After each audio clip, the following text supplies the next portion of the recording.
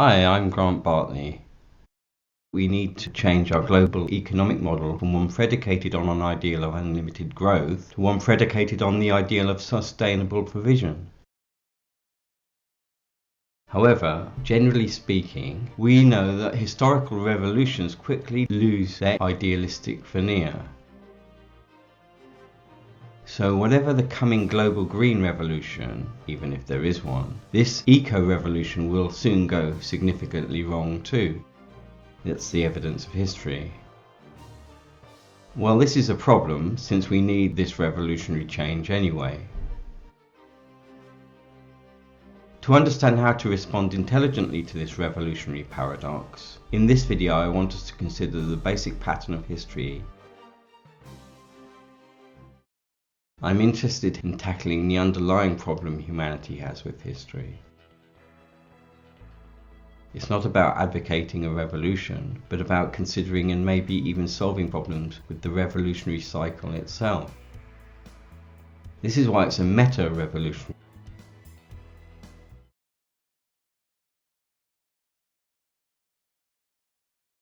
For the sake of argument, let's assume that we do need radical economic change globally.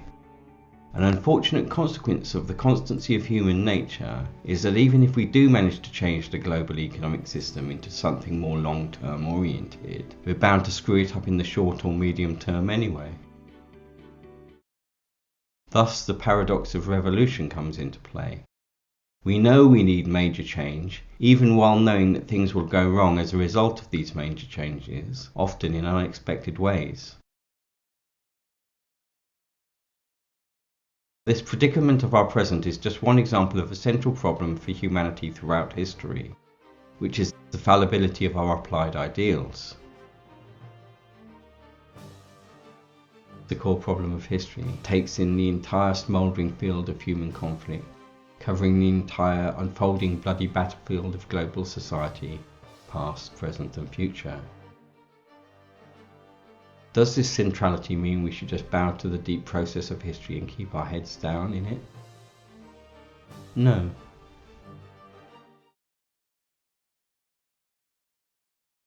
The first meta-revolutionary principle of history goes, the corruption of applied ideals is a probable outcome for any ideology or worldview, even somewhat successful ones.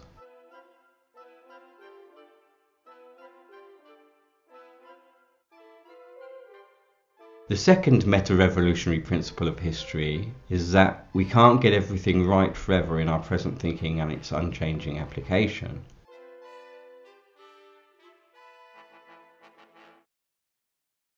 If we knew and did everything perfectly, there'd be no deep historical problem. But every application of ideals is susceptible to the fallibility of our humanity, if only because what once may have been appropriate can quickly become no longer so. Even the best paradigm of political progress could never inform its perpetrators for all the unseeable future.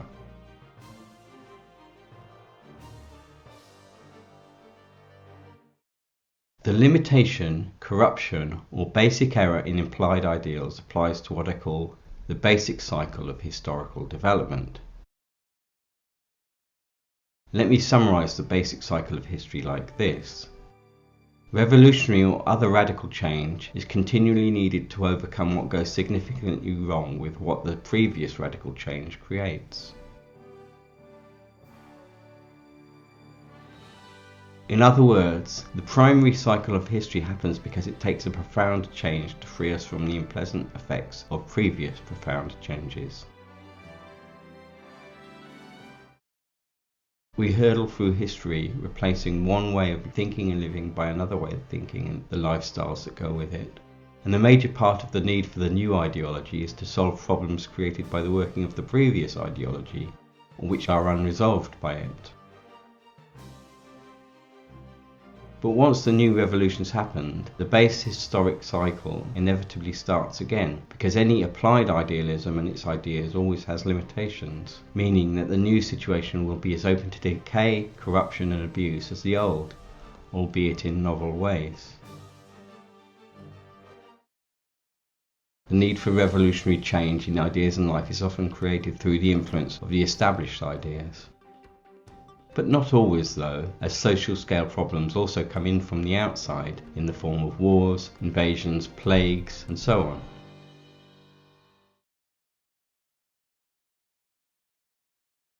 The claim of humanity's enduring a base historic cycle can be justified through the combined claims. First, that fundamental social change will inevitably be necessary because of fundamental changes in conditions, including knowledge and thinking. And next, that the new thinking by which society deals with the problem will always be limited too, at least to the extent of not being able to deal with all coming circumstances forever. The fundamental problem the Metarevolution addresses is, once ignorance or a complacent attitude allows bad thinking or limited ideas to gain a foothold in a culture, this inadequacy of awareness will also allow those ideas to continue working, guiding society's acts, until a change is necessitated.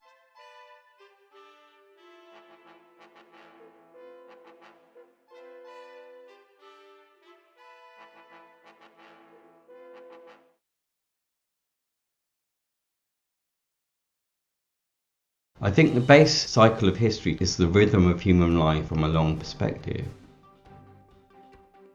So the cycle suggests a tragic redefinition of human history. History is the working out of the limitations of the ideas guiding societies. The paradox of revolution, the idea that we need revolution but we also know how bad it's going to be, we might say is the result of our becoming aware of the basic pattern of history as it applies to us. The deep problem as it applies to us is that revolution could well push us out of the global gash we're falling into now. But what's to stop the thinking digging ditches for us to fall into later? So any new world we create will eventually itself require a revolution. And as long as we haven't learnt how to escape or ameliorate the historic cycle of replacing problem social scale of thinking with problem social scale thinking, we'll be trapped in the historic cycle's hydra-like coils. Can't we at least minimise the effects of bad revolutionary thinking after bad revolutionary thinking?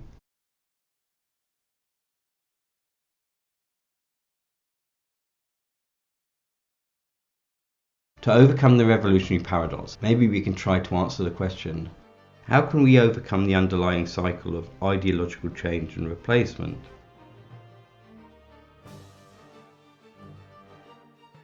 To answer this question would be to go beyond seeking a revolutionary solution to our growing predicament, to seeking a solution to the underlying issue which necessitates such revolutions.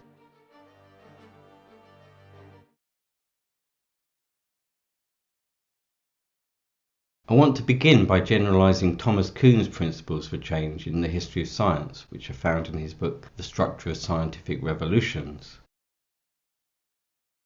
Bearing in mind that Kuhn specifically wrote about developments in scientific understanding, I want to apply his theory to revolutionary change across history per se.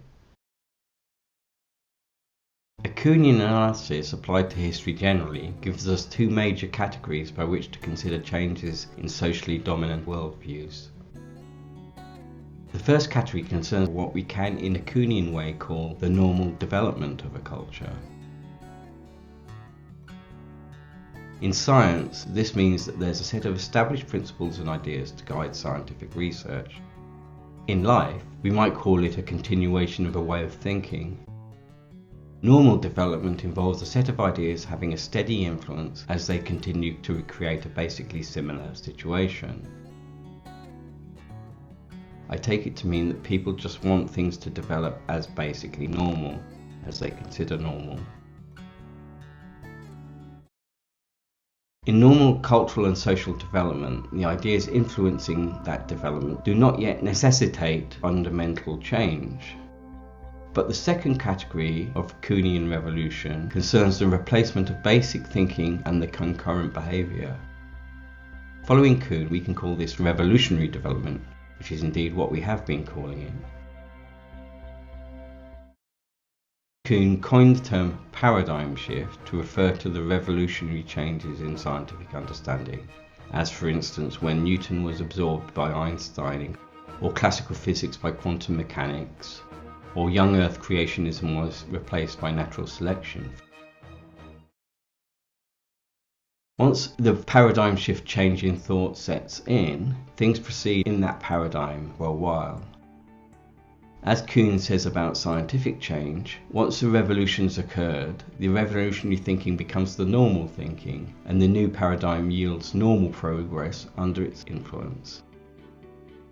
Until a revolutionary paradigm shift happens again, when the old paradigm meets problems which can only be overcome by the application of some new basic ideas. And so the revolutionary cycle is complete. Thus, revolutionary development and normal development together constitute the basic historical cycle, by which I mean the basic way or pattern by which human societies and cultures develop through time. The two means of change are connected if only because the continuing normal influence of bad thought will precipitate a revolution in thought and life. We should also note that the division between the normal and revolutionary effects of ideas applies as much to the effects of good, true ideas as it does to the effects of bad, false ones, in that true ideas can also influence the growth of thought and shift into good revolutions. However, good historical influences are not part of the problem of history and the paradox of revolution. In this series, we're concerned with the destructive effects of false ideas and what to do about that, in order to know what to do about our basic and future ideological threats.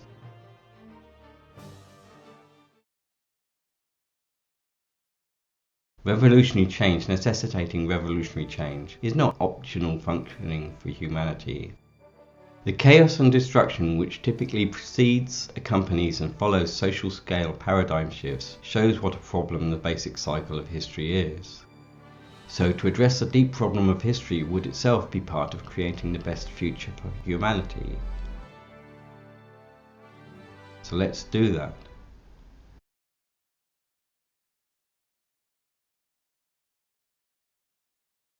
Let's first ask, what triggers the basic negative cycle of history, the need for revolution after revolution? I think there's two main aspects which necessitate ideological paradigm shifts, aka revolutions.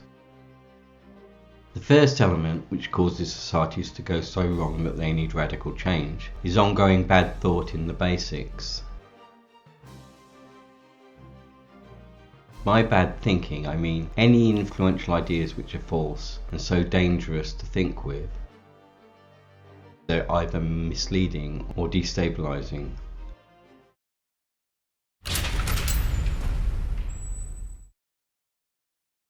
On the scale we're interested in, we're talking about the bad thinking a society makes its decisions by, such as what informs its economics, laws, morality or politics.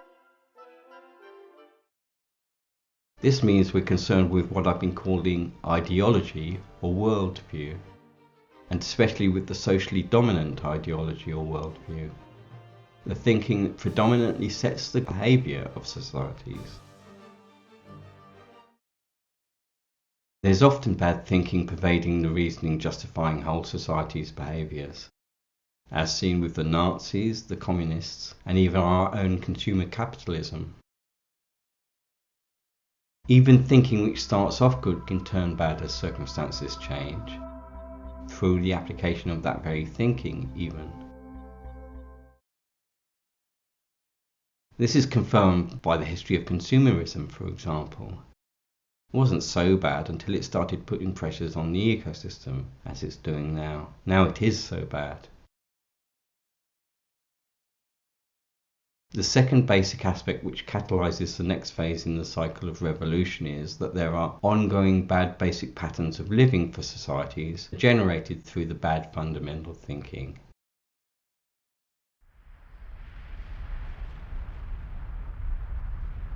Through bad basic ideas, whole societies can get into ways of acting which will do them no good, and probably no good to the world around them too. These two simple yet foundational truths of history are connected in that a society will get itself into and continue in bad patterns of living because of the bad thinking it allows itself to be basically influenced by, until revolutionary change is necessary.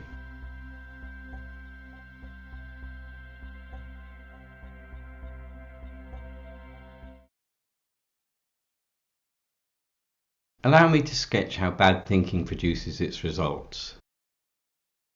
This sketch is so basic it applies to bad thinking at both the personal and historic scale. But for our purposes it will help to primarily think about it more in terms of its application to society.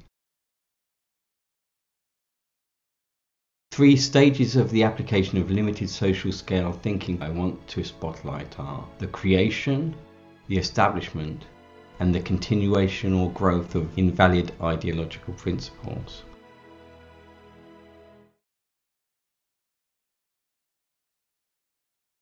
First, an error in guiding ideas creates wrong developments in thought and living.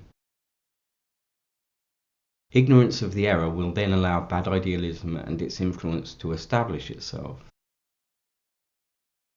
And if bad thinking established social-wide is not adequately rooted out, it will continue to run its influential course across society. Now, it may be that significant error in ideas is at work from the start of the application of that thinking, that an ideology or worldview starts working out badly from day one of its implementation. Or it may be that some of the revolutionary thought and its practices were initially fit for good social functioning, but have become increasingly inappropriate as circumstances and needs have changed and the thinking has not.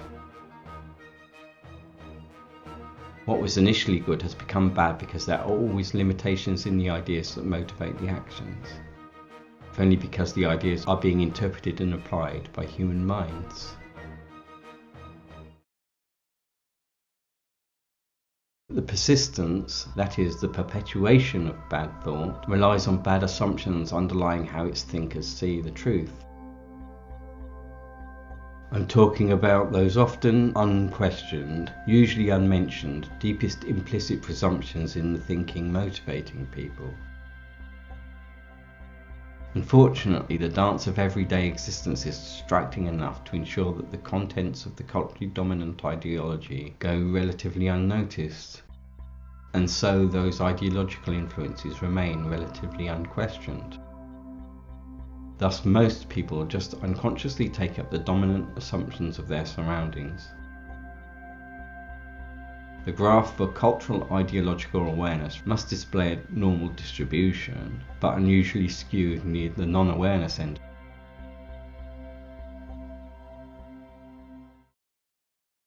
Cultures and people often seem to me to be not awake enough to even realize that there is ideological thinking ingrained in their cultures and minds. Never mind not seeing that these core ideas might go, or have gone, bad. Often people go along with the stampede without thought for where the herd are heading. Or people may agree with a group of guiding ideas just because there's some idea in the set they agree with, which allures them, but which idly persuades them of the whole set.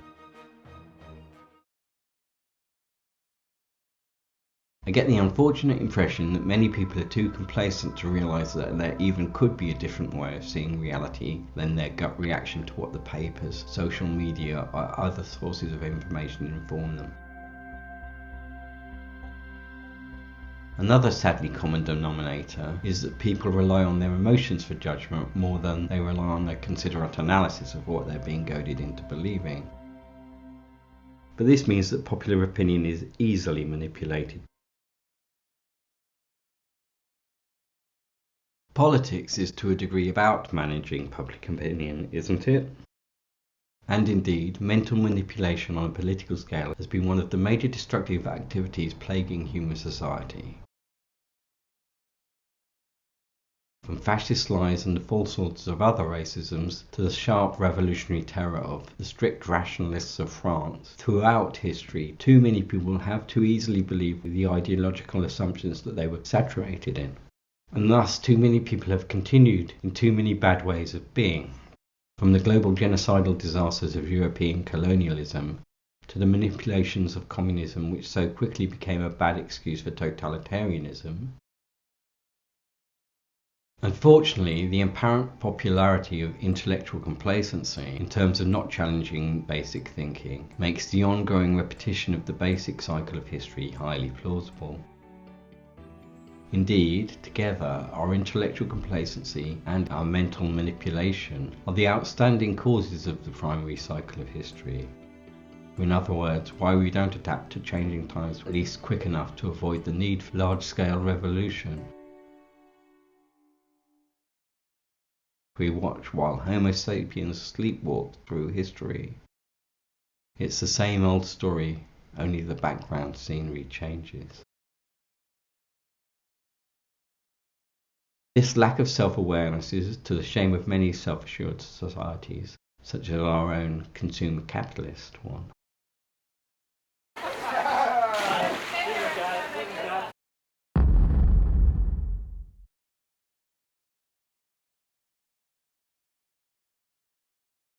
Generally speaking, societies go off the tracks when seduced by erroneous ideals, and they continue off the rails and over the cliff as their bad guiding thinking continues unchallenged. Or to plant another metaphor in the soil of your mind, certainty about what are in fact errors allows a bad worldview to take root, and continuing investment in this error will allow this inadequate idealism to grow and in time bear the harvest of its consequences. And I'm not talking cherries. The fruit of bad ideology is the thorns of social destruction. Indeed, the sharp effects of ideological error apply to most of the standout parts of history. Consider, for instance, how 20th century totalitarianism could have been weakened if the errors and limits of the thinking behind those idealisms were more widely publicized. The communism which recognized when it was so wrong as to promote totalitarianism might have created an honorable alternative economy instead of the multiple nightmares Marx's over-optimistic and undercritic utopianism did give birth to.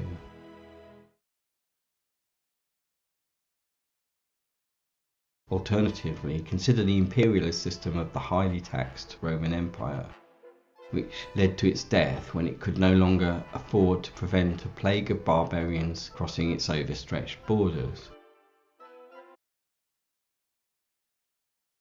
Aren't you tempted to agree that many of the worst events of history, the famines, genocides, invasions, have their roots in the uncriticized application of some idealism or other?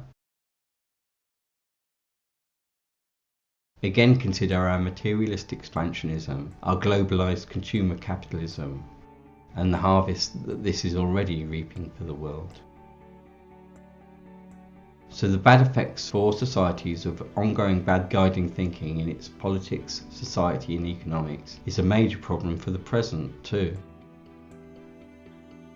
This indicates that it'll also be a major problem for the future if we're complacent enough to let it be. Hence the paradox of revolution, that we know we need to change the global economic paradigm, but we also know how imperfect that revolution is going to be.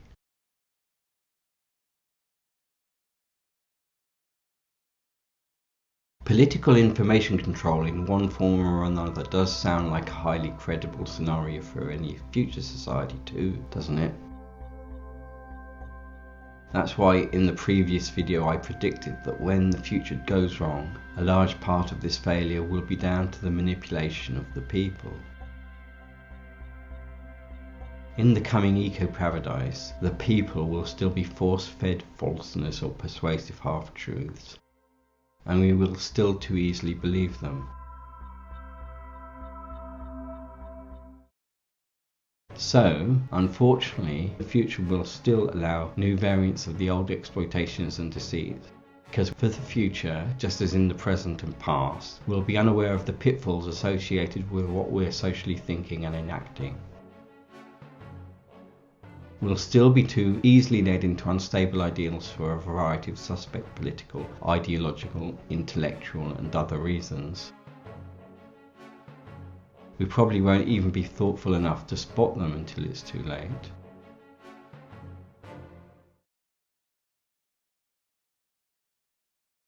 As history shifts once more, so comes the next wave of ideas the next generation of people are being led to believe. The new cycle begins when a new regime becomes established using a new ideology. Then, as the pattern of history goes, for the sake of the power they've gained, the newly powerful do what's in their power to make their subjects continue to believe the ideology their power is justified by. Many will believe it too. After all, no one will be officially taught to question it. The historical pattern of popular ideological re-education and consequent popular belief isn't just a part of blatantly revolutionary politics. It's part of the nature of the historical flux generally. I consider this pattern of re-education to be a rule of thumb about all ideological change. In fact, the process of power re-establishment justified by a novel ideology with subsequent popular re-education according to the new dogma happens throughout history as an inevitable part of the basic cycle of history. Certainly we can see this pattern of new thinking with popular re-education exemplified many times with Hellenization, Christianization, Islamicization, and indeed perhaps in any other large-scaleization, including our currently trendy liberal humanization. You know this pattern of re-education isn't a myth.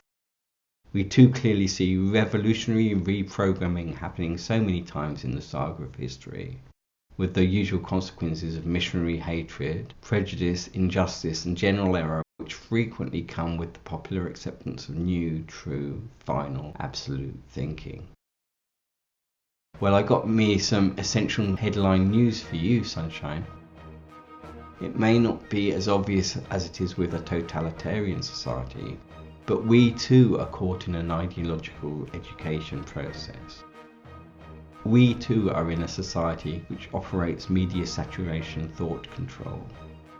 We're continually being conditioned by consumeristic, materialistic ideals.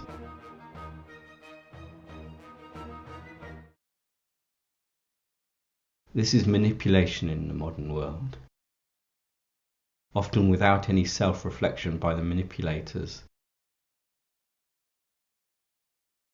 The thought pressure on us may not be as blatant as with the propaganda of an authoritarian regime, but it's still mental marination. You know this indoctrination. You must do, you live in it every day. Or maybe you've never thought about it.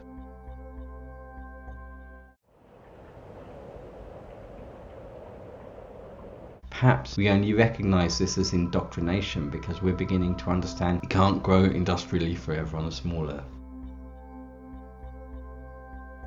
The question is raw consumer capitalism unchecked good long-term thinking for humanity? And the answer is, of course it isn't.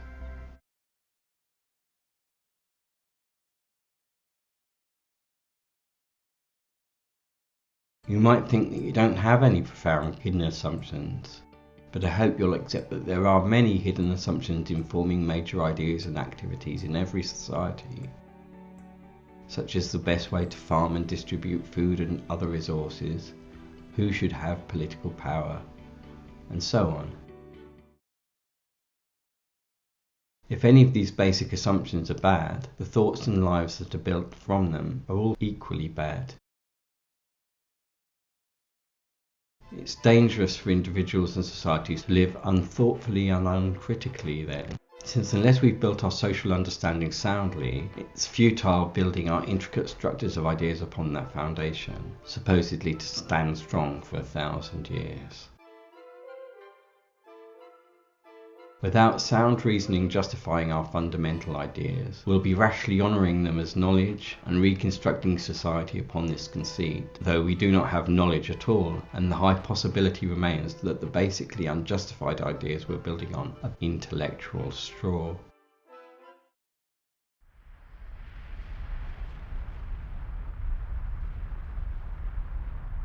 But let me reduce the problem with ideological complacency or ignorance to its core. The problem with following any ideas uncritically is, what happens if the ideas you're following are wrong? The over-reliance on unjustified core assumptions has happened, notably in history, quite a few times. I won't give another political example right now. Instead, let me cite the medieval European adoption of Aristotelian physics. Aristotle had some strange to us views, such as all motion is either circular or in straight lines. Such notions about motions were justified only by Aristotle's cunning in abstract thought, not by anything as mundane as measuring anything. But many medieval scholars sincerely believed Aristotle's physics.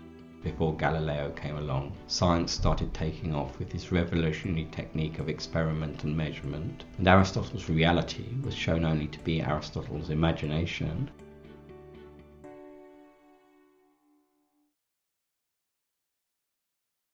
We too should take care in case the ideas we are acting on are also only imagination.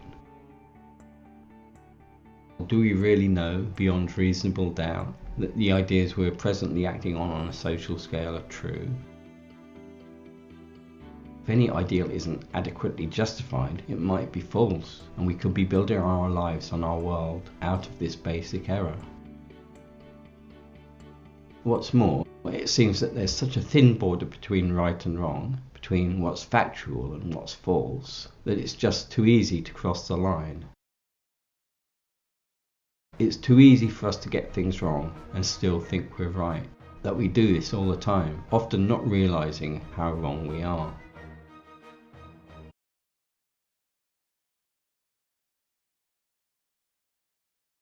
Usually when someone sees an idea as false, they stop believing it. So thought is quality checked through critical scrutiny, which means comparing your ideas with reality and with each other for coherency too. Conversely, what allows bad thinking to continue acting in minds and on lives is for the people to not recognize that bad ideas are at work. Complacency, ignorance and credulity all allow bad ideas to thrive. This is as true of consumer capitalism as it is of fascism and communism.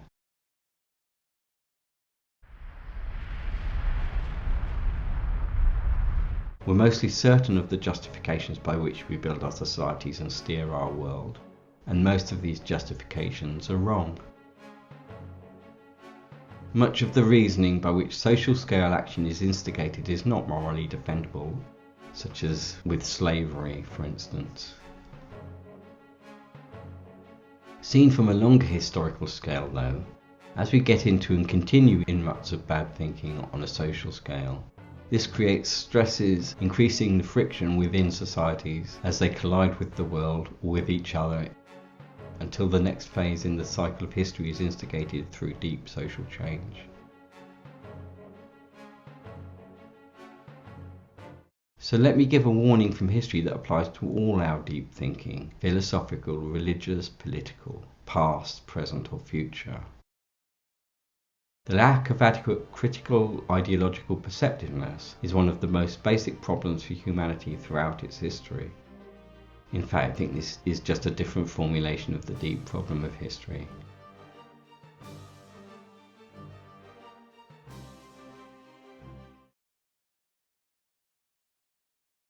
What assumptions operate in your culture concerning the world the powerful are creating?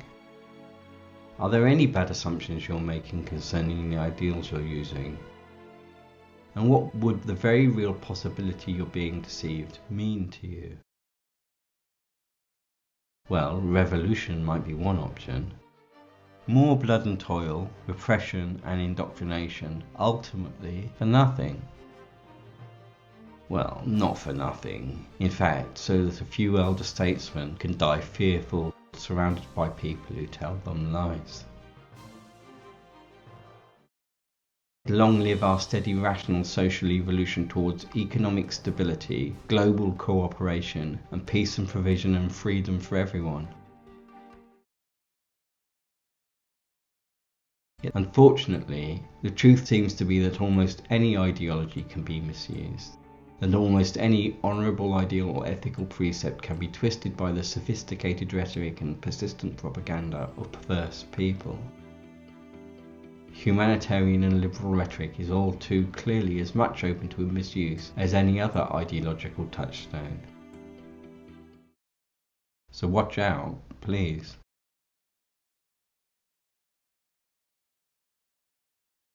Bad ideological thinking has a lot to answer for historically, and bad ideas unstopped will continue to burn voracious ruts of ways of being for our societies. This is why we'll foreseeably always need revolution or other deep change, so that we can snatch ourselves up from whatever deep and water-filling hole we're digging ourselves into now.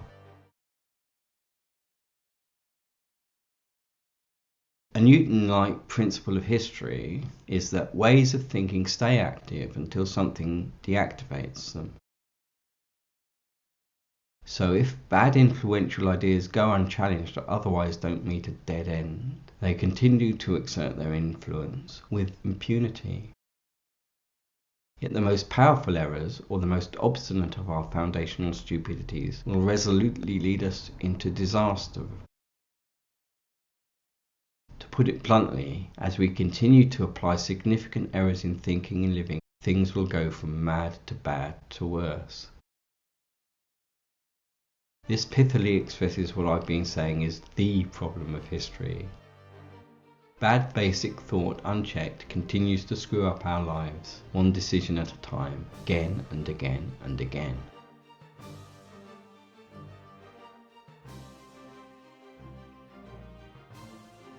Indeed, I think the influence of bad-based thinking and action is why most societies fail.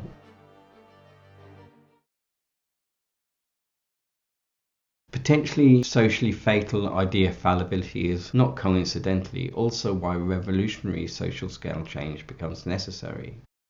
Even the revolution we're needing now. Even the revolution after that. Because the ideas fueling change aren't perfect. So is there anything we can do about the deep problem? Watch the next video to find out.